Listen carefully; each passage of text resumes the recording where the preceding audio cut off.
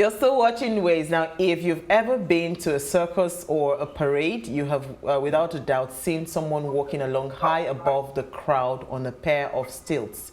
To the common man, stilts are mainstay of theatrical performance, clowns, jugglers, and that of odd-looking fellow from the Liberal Arts College in their annual parade. What most people don't know is that stilts have a long and august history in many cultures for reasons varying from ceremonial to purely practical. Walk on Stilts Day is the perfect time to learn about these surprisingly useful tool and maybe try out a pair for yourself. Hey, when I heard the try out a pair, I say me.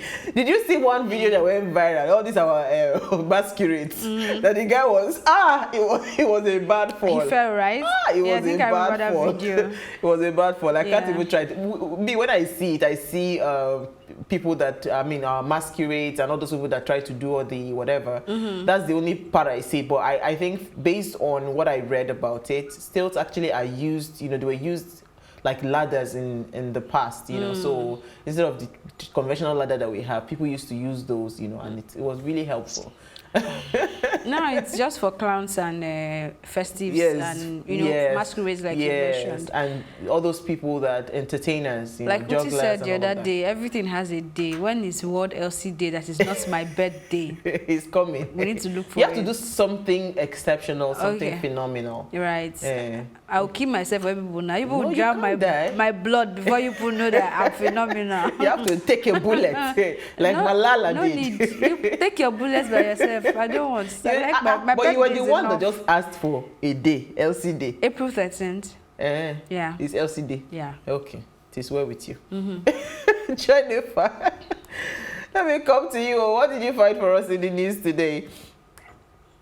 Okay, you won't believe that it was actually yesterday that I heard about the fire outbreak at Ebeano, and I was really, really shocked. So when I checked Punch today and I saw the news, it just really struck me because I saw the video of the little girl, how she actually set the store on fire, and it was very scary. Like, 1 minute your business is booming and the next minute it is catching fire, and it's not like maybe there was gas somewhere that was leaking. Like, someone deliberately set your store on fire.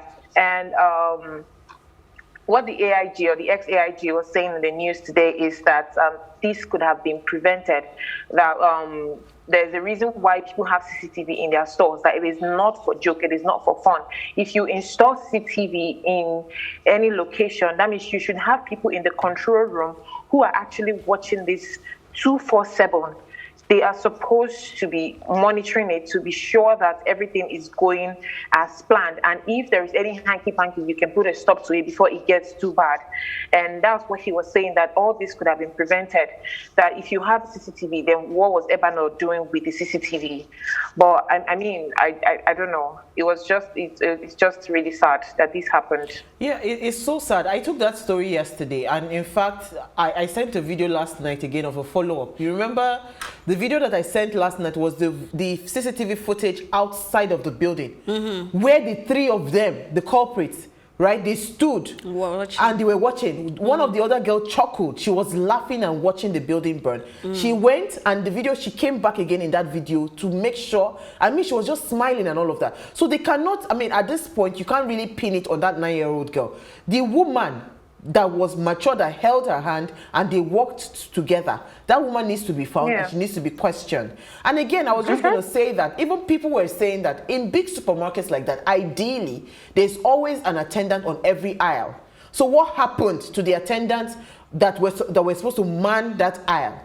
Right? How come all of a sudden there was no attendant there? Because usually when I go into even smaller supermarkets that are not even as big as this supermarket, once you go into it, just because of theft, a lot of the store attendants, they are on each aisle just monitoring what is going on. So for a big supermarket like that, whatever happened, I agree with him. It should have been, it's something that could have been averted. 5 billion naira, where do they even start from? Where did they start from? It's unfortunate, really, but when anything happens or whatever situation we find ourselves, we'll still find a way to get lessons from it.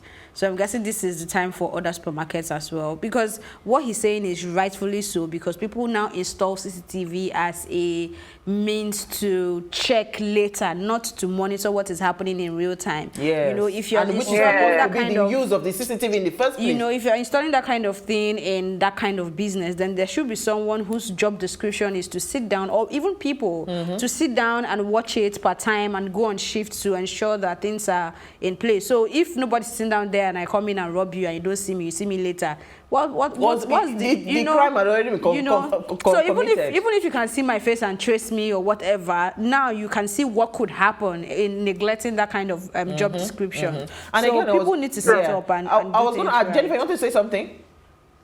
No, I'm agreeing with you. I was going to add that, you know, even in bigger supermarkets, like the big shopping malls that, you know, I remember there was a time that my children, we missed each other. The quickest thing you would do in any supermarket is run to the control room, and they use the CCTV. They were able to trace where they were. Do you understand? And I know a lot of people that have been in that situation where they use CCTV to quickly trace because, and sometimes, not even tracing, sometimes the guys at the CCTV camera, because I see them, they start to radio the security outside that check so and so place, something is going on there. Do you understand? It means that they are monitoring. So I agree with you 100%. It's a whole lot, It's a whole lot. Even outside of stealing, let us, you know, I think it's lessons learned, but this is a very bitter lesson. I can't get over it. Yeah.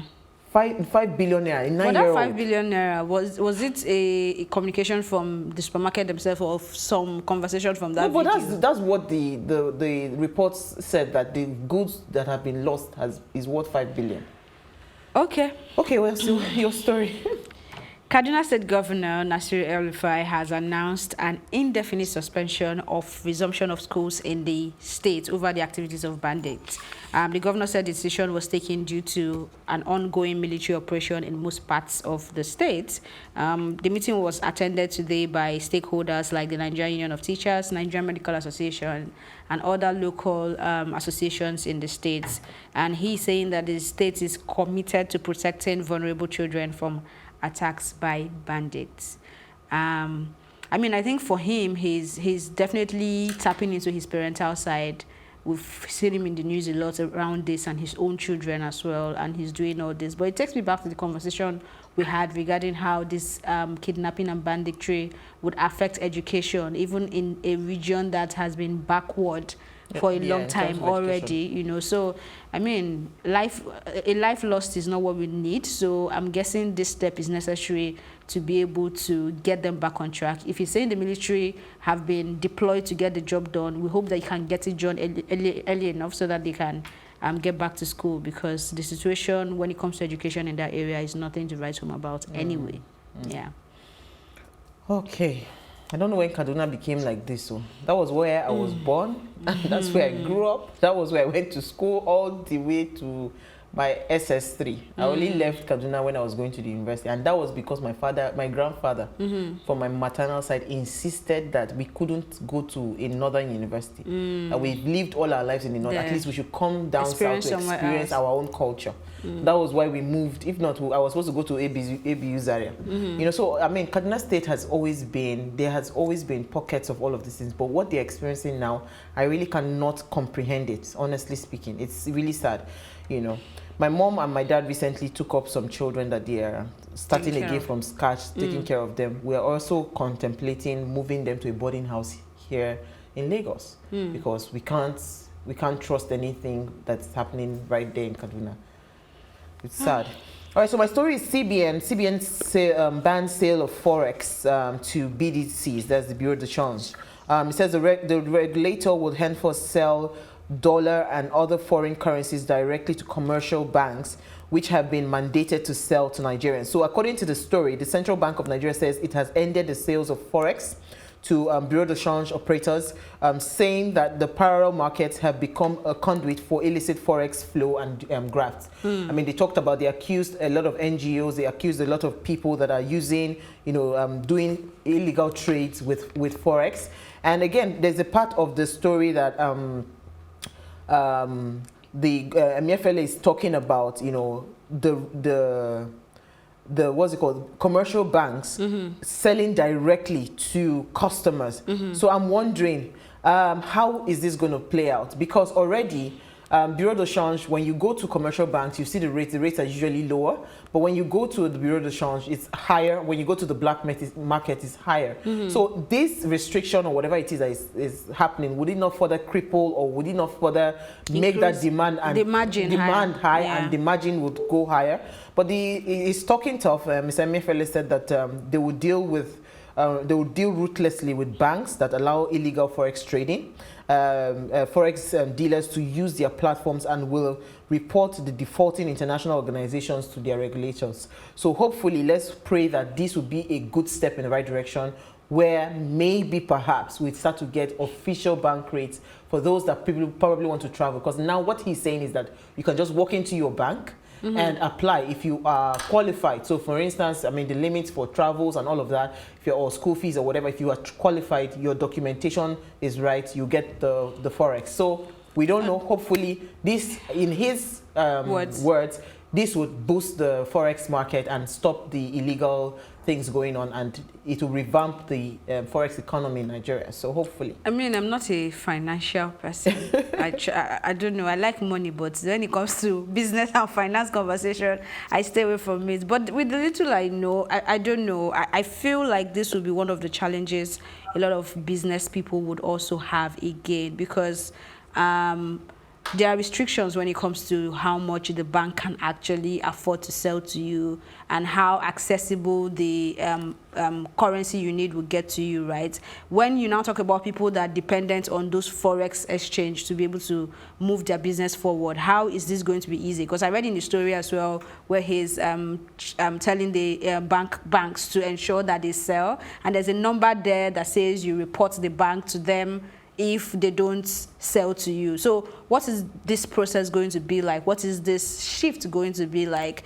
Are we going to have a situation whereby the people we usually call malam, you know, they won't be able to sell to anybody anymore? Like, what is this process? Or they'll begin to sell higher. That's what I think is going to happen, because where were they getting it from? Let's see how it pans out. And people talk about the back-end sales as well. So let's see how it pans out. We'll see how it goes. Alrighty, we'll take a break now. Today it is Feminism Matter. Stay with us, we'll be right back.